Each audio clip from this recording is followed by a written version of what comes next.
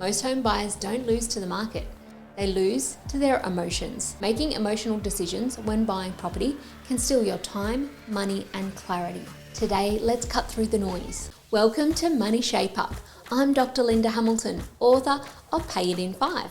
We paid our home loan off in 5 years. This is part 5 of our 5-part series on the 16 costly mistakes that home buyers make. Today we'll be talking about our 3 final mistakes. In particular, the last one can lead to all the other mistakes that we've already talked about. Stick around to find out what it is. Mistake number 1, chasing the perfect property. If you're still waiting for the perfect property, you might be waiting forever. Because here's the truth, there is no perfect property. And chasing that perfect property could cost you. One of the biggest traps home buyers fall into is searching for the best possible house for the money that they've got. And this is the biggest, best house with the biggest home loan that they can get. You keep looking, hoping that the next one will check every box. Perfect location, dream kitchen, great layout, big backyard, north facing, and under budget. But mindset can delay your decision. You'll miss out on great opportunities that just weren't perfect on paper, and it can lead you to overpaying on features that you don't need. This mistake plays out because of perfectionism, which is our desire to make the perfect choice even if it's unrealistic. You start comparing every home to an imaginary checklist of the ideal property. That perfect property is in the next price bracket, so you end up overstretching your budget just to get the perfect property. Perfectionism creates decision paralysis because you're delaying buying the perfect property because you can't find the perfect property. You nitpick, you hesitate, and you reject properties that actually meet your needs, which could lead to disappointment. In the meantime, prices keep increasing. When you're chasing perfectionism, you'll end up stretching your budget as far as it will go, and you will push it to its limit because you'll be chasing that dream home. And in reality, that dream home is not perfect either. Shift your focus from perfect to practical. Instead of trying to tick every box, prioritize the big things. Things like the location, the long-term value, the structure, and the layout.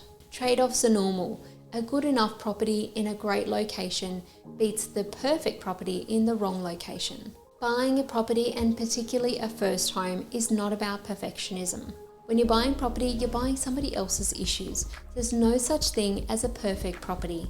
Mistake number 2, over-improving after purchase. You bought your property and now you're thinking new kitchen, fancy lights, custom wardrobe, and spa. Hold up, that Pinterest board could turn into a money pit.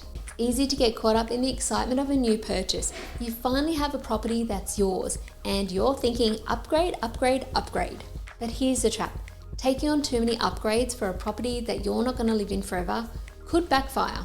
This is called over-improving or over-capitalizing, where your upgrades go above and beyond the market value. Over-capitalizing can drain your finances, it can increase your debt, or it can tie up money that you're going to need later.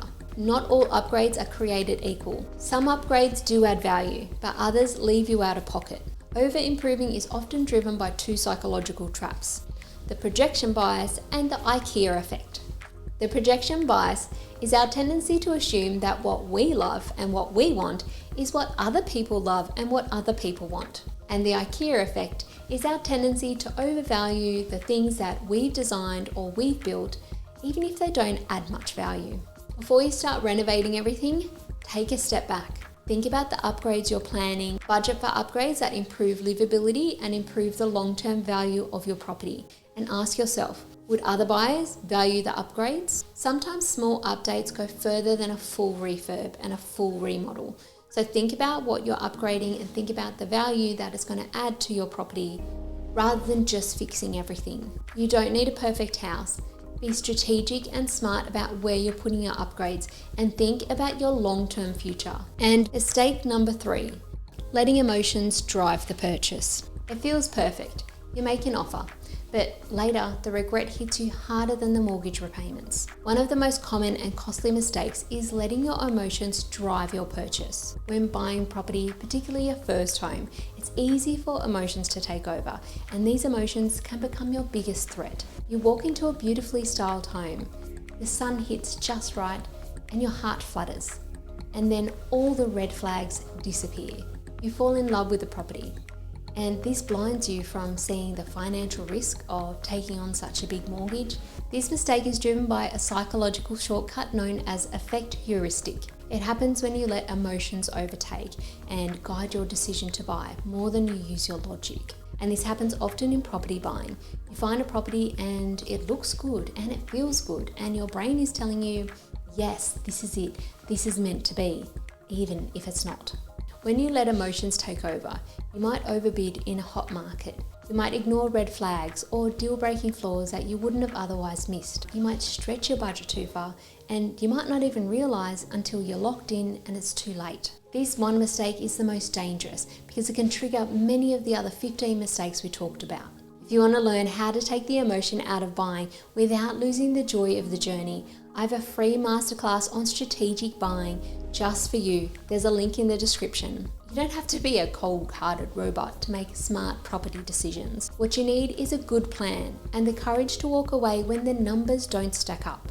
Get informed, stay focused, and let your head lead your heart, not the other way around. If you found this useful, hit that subscribe button so you never miss a money muscle workout, and comment below with the mistakes that you've seen homebuyers make or things that might have caught you off guard. And before you go, I have an exclusive offer for you.